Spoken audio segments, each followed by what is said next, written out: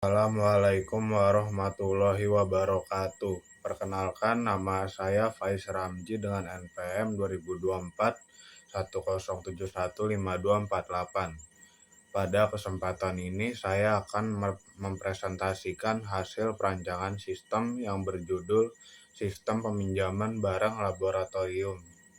Presentasi ini akan menjelaskan proses analisis, perancangan sistem, hingga rancangan database dan antarmuka yang telah dibuat.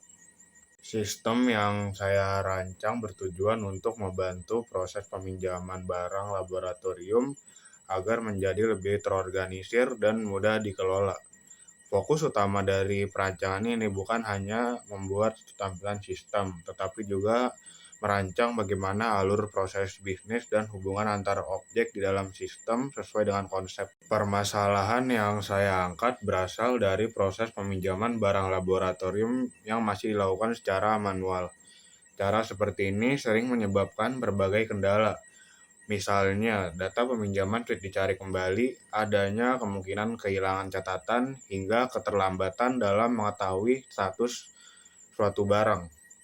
Selain itu, ketika jumlah mahasiswa yang melakukan peminjaman cukup banyak, proses administrasi menjadi lebih lambat karena semuanya masih dicatat secara manual.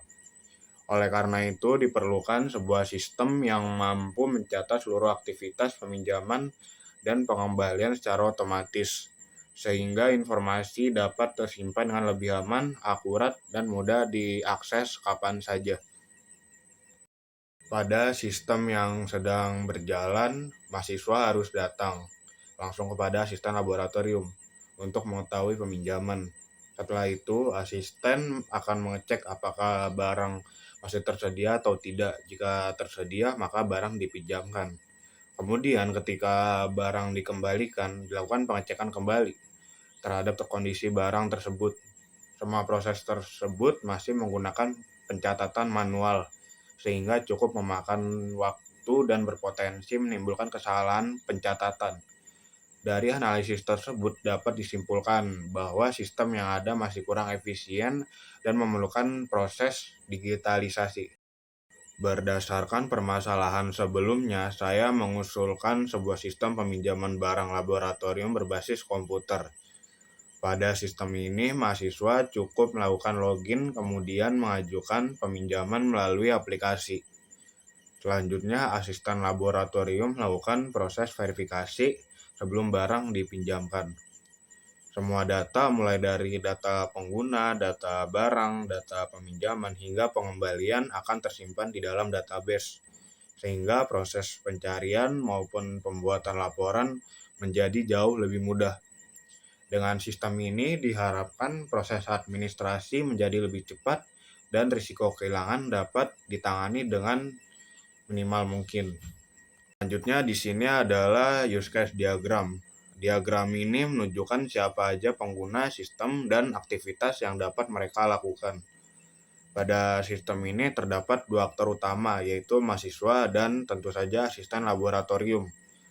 Mahasiswa memiliki hak untuk login, mengajukan peminjaman, melakukan pengembalian, serta logout. Begitupun juga asisten laboratorium memiliki tugas untuk mengelola data barang, memverifikasi peminjaman, serta logout. Diagram ini memberikan gambaran umum mengenai seluruh fungsi yang tersedia pada sistem. Activity diagram menjelaskan alur proses peminjaman barang secara lebih rinci. Proses dimulai ketika mahasiswa login ke sistem, kemudian memilih menu peminjaman dan mengisi data yang diperlukan. Setelah itu, sistem akan memeriksa apakah barang masih tersedia. Jika barang masih tersedia, maka pengajuan diteruskan kepada asisten laboratorium untuk dilakukan verifikasi. Setelah mendapat persetujuan, mahasiswa dapat mengambil barang yang dipinjam.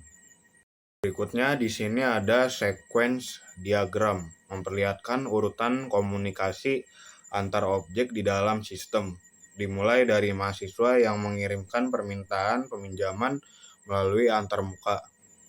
Selanjutnya, controller memproses permintaan tersebut, melakukan pengecekan data barang ke database, kemudian menyimpan data peminjaman. Setelah seluruh proses berhasil dilakukan, sistem akan memberikan informasi bahwa pengajuan telah berhasil dikirim dan menunggu proses verifikasi dari asisten laboratorium. Selanjutnya adalah kelas diagram.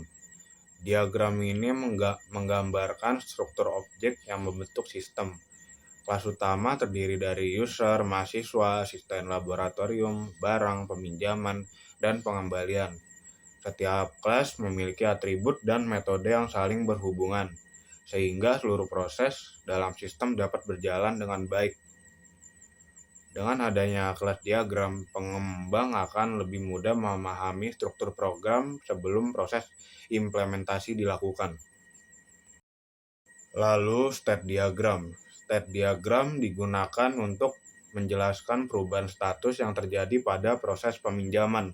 Misalnya status dimulai dari pengajuan, kemudian menunggu verifikasi, selanjutnya disetujui atau ditolak. Jika disetujui, maka barang dipinjam. Kemudian setelah barang dikembalikan, status berubah menjadi selesai. Diagram ini membantu memahami bagaimana kondisi sistem berubah sesuai aktivitas pengguna. Diagram yang terakhir di sini ada deployment diagram, menunjukkan bagaimana sistem dijalankan pada perangkat keras dan perangkat lunak. Pengguna mengakses aplikasi menggunakan komputer, kemudian aplikasi akan berkomunikasi dengan application server.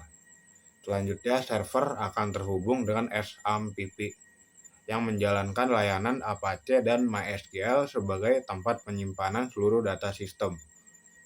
Diagram ini memperlihatkan arsitektur fisik dari sistem yang dirancang.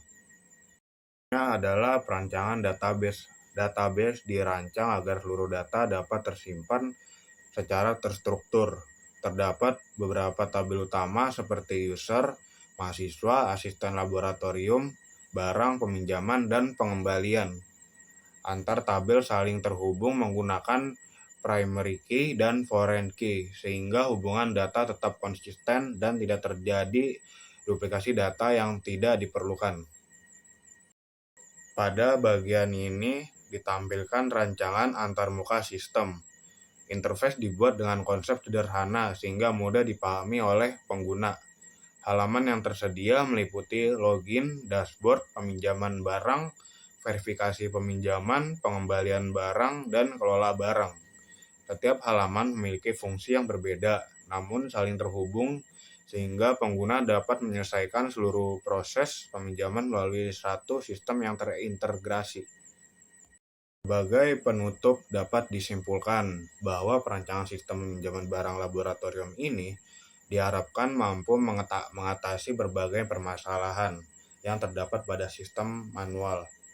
Dengan memanfaatkan pendekatan OOAD serta perancangan UML, database, dan interface, sistem dapat menjadi dasar pengembangan aplikasi yang lebih efektif dalam mengelola inventaris laboratorium.